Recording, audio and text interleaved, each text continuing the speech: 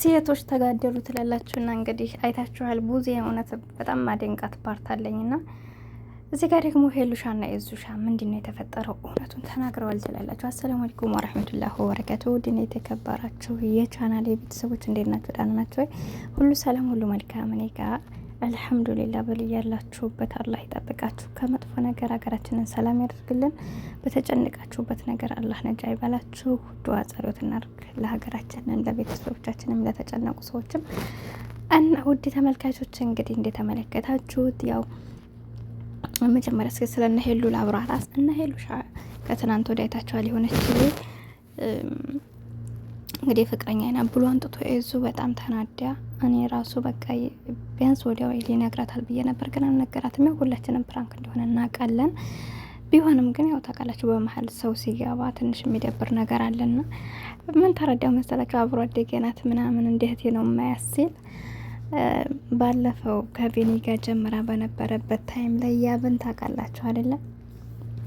እህቴ ናት ምናምን ብሏት እሷ እህቱ እንደሆነች የስጋ እህቱ እንደሆነች ነው የምታውቀው የነበረው። እንግዲህ በስተ መጨረሻ ታይም የተለያዩበት ምክንያት ራሱ ያው የስጋ ዝምድና የለንም፣ እውነታዊ ይሄ ነው፣ ቤተሰብ አስተዋውቅሻለሁ ብሏት ልትሄድ ስትል ያው ቤተሰብ ከሳ መሄዷ በፊት ምን ነገር አለባት ብላ ያብ ያንን ነገር አመጣ። በዛ ነው እንግዲህ ነገሮች ተበለሻሹ። የእውነት እህቱ እንዳልሆነች ሲነግራት ተለያዩ ማለት ነው። አይታችኋል። በዛች ቪዲዮ ነው ቢኒ ጋር የተለያዩት እና ከዛ የሆነ ነገሮች ተመሳሰሉብኝና እንዳለው አሁን ይች ልጅ እህቱ የእናቱ ላይ ምናምን አይደለችም። ያው በጊዜ ተናግሯል፣ አንጥቷታልም።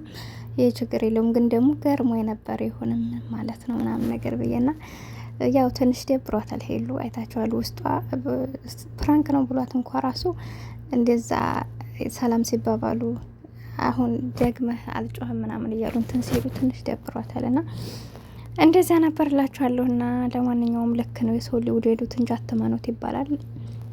እንኳን አሁን በአሁን ተዋውቃችሁ ብትቆዩ ራሱ የሰው ልጅ ማለት ነው የምንድን ነው የሚባለው የምን አመቱ በእለቱ የሰው አመሉ በአመቱ የሚባል ነገር አለና የሰው ልጅ በአሁኑ ሰዓት ከባድ ነው እና ያኔ ሰው ልጅ ብንቀርበውም በጣም አንድ ጊዜ የሰው ልጅ ሲጎዳ ደግሞ ደግመን ደገማግመን መቸኮል የለብንም። ማፍቀር አትውደዱ አትመኑ አይደለም። ሰውን ሳናምን ምንም መራመድ አንችልም። ግን ደግሞ የምናምንበት መንገድ መጠን ይኖረው ይገባል። በጣም ካመነን እንሰበራል። ትናንትም ተሰብረን ደግመን መሰበር ይከብዳልና ህይወት ሊያስተምረን ይገባል። እና ሄሉሻ በጣም ቆራጥነቷን ግን እንዴ ሳላደንቅ አላልፍም። እንግዲህ በቃ የሆኑ ነገሮች ልክ ካልመስሏት ወዲያው እናቁም ነው የምትለውና በጣም ጀግና ናት እኮ ሄሉሻ ማለት ነው። እኔም ወድላት ጽባዩ በቃ ይሄን ነገር ወድላታለሁ። በቃ የማይሆን ቦታ ውስጥ የማንፈልግበት ቦታ ውስጥ መቀመጥ አያስፈልግም።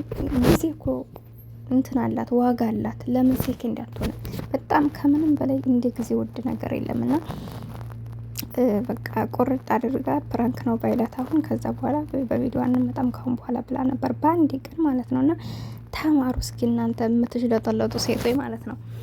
እና በመቀጠል እንግዲህ እነ ሄርሜላ ፍቅር እንዲሁም ሩታ ማለት ነው አይታችኋል። ትናንት እንግዲህ አብርሽ በጣም እየቀለደ እኔ ቡዜን በጣም ማደንቅላትና መወድላት ነገር አለኝ።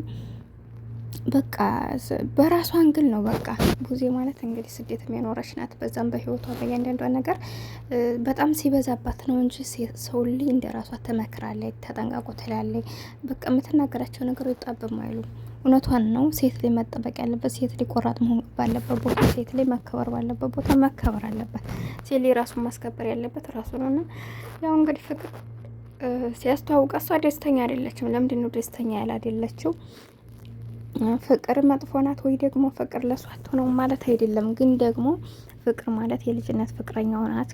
ከልጅነት አብረው ብዙ አሳልፈዋል። እንደሰማችሁት ራሱ ያኔ ሳቅ፣ ፈገግታ፣ ብዙ መከራዎች፣ ብዙ ጣውረዶች አይተናልና ማንም ከአንቺ ጋር የሚወዳደር የለም ይላል። በእርግጥ እውነቱን ነው። ይሄ ነገር ላይ እውነቱን ነው ያኔ ፊቷ ላይ ያስታውቃል። እንደነገርኳችሁ ፍቅር ያን ያክል እንደ ሌሎቹ መጨቃጨቅ ምናምን አንዳንድ ነገሮች የሉባትም።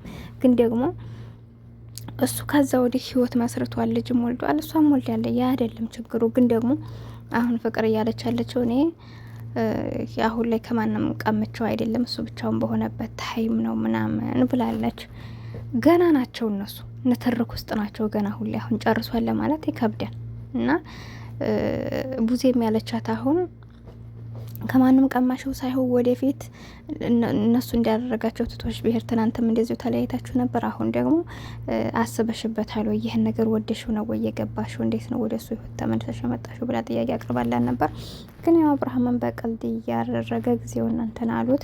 እሷ ደግሞ ከፍቅር ላይ ይህን ያክል ማለት አልችልም፣ ግን ደግሞ ብቻ ማግኘት ፈልጋለሁ ብላለ። እንግዲህ ብቻውን መክረውም እንደሚፈጠር አናቅም። ብዙዎቻችሁ ያው ፍቅር ለድራማ ነው እንጂ አብርሽን ፈልገው አይደለም የምትሉም ሰዎች አላችሁ።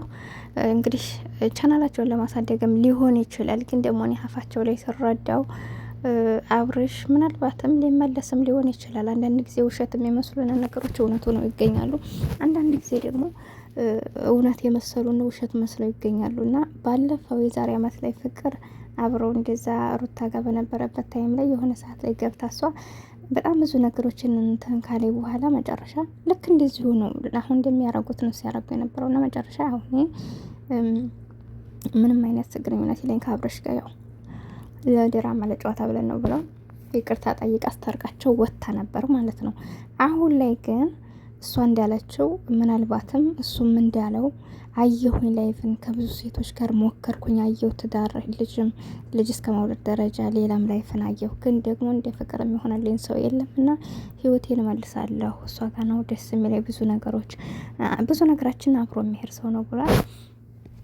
ካልጎዳትና እውነታቸው ከሆነ እንግዲህ ምንም ማድረግ አይቻልም። እንደነገርኳችሁ ግን ይህ ነገር አሁንም ከፍቅር ጋር ሄዶ ደግሞ ነገ ጧትም የሚመለስ አይነት ሰው ከሆነ ይህ ሰው በቃ አስፈላጊ አይደለም እና እነ ሩታም ቢሆኑ ከዚህ በላይ ባይሄዱ ጥሩ ነው። ገብቷቸዋል። በዚህ ልክ አልፈልጋችሁም ውጡልኝ እንዲህ ያለው ካፌ ቤት ሴር ካፌ ቤት ወደ ውጭ ልወጣ ስል ፓስፖርቴን ቀሞኝ በቃ መቆም መቀመጫ ሳጡኝ ፍቅርም ልክ አለው ብሎ በዚህ ልክ ሲነግራቸው ከዚህ በኋላ ግን ራሳቸውን ቢያስከብሩ ጥሩ ነው። ወንድ ላይ በጣም ስናበዛው አይፈልጉም እና ቆፍጠን ማለት አለባችሁ። የሆነ እንኳን ተጻጽፋችሁ ወይ ተነጋግራችሁ እናንተ የምትለማመጧቸው ከሆነ ይሰላቻሉ። ግን ደግሞ እናንተም ቆፍጠን በቃ እሱ ብቻ ነው እንደ ብላችሁ ቆም ስትሉ ራሳቸው ይጽፋሉና ብዙ ጊዜ እኛ ብቻ ፈላጊ ባንሆን